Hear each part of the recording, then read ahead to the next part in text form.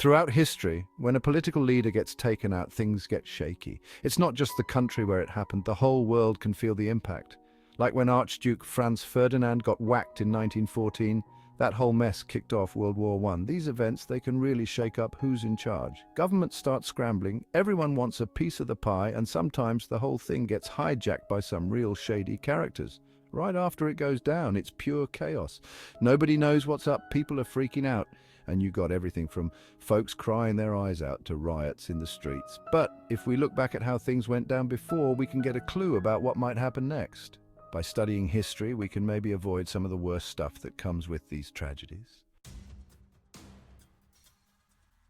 The markets, they're like a bunch of pigeons, easily spooked. Any sign of trouble and they're out of there. Stuff like elections where nobody can agree who won, or some bigwig getting kicked out unexpectedly, that really gets them going, and they react fast. One minute everyone's buying, the next they're selling like crazy.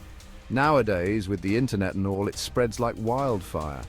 Investors, they see red and hit the panic button, dumping stocks and currencies. It's a race to the bottom and everyone's losing money. The crazier things get, the more volatile the market becomes. Stocks, bonds, commodities, the whole shebang, it's all over the place. And since everything's connected these days, the whole world feels the heat. It's a domino effect, and it shows how important it is to keep things stable, both in politics and the economy. When a leader gets taken out, it's a whole different ball game in the political arena. You never know what's going to happen. Sometimes nobody wants to step up, and that's when the infighting starts. Everyone wants to be top dog, and the guys who are against the leader, they see an opportunity to push their own agenda.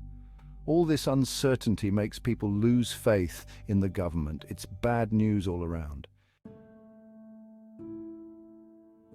These political hits, they leave a mark on a country, both economically and socially. When things are uncertain, investors get skittish and the market takes a hit. Governments start making drastic changes, trying to hold things together. And the worst part, it divides people. It's like everyone's picking sides and things can get ugly. To fix this mess, we got to work together, talk it out, and remember, we're all in this together. These assassinations, they're a wake-up call. They show us how fragile peace really is. We need strong institutions, smooth transitions of power, and open dialogue to settle our differences. We got to be tolerant, understanding, and respectful of each other. Even if we don't agree on everything, that's how we stop the violence and build a better world.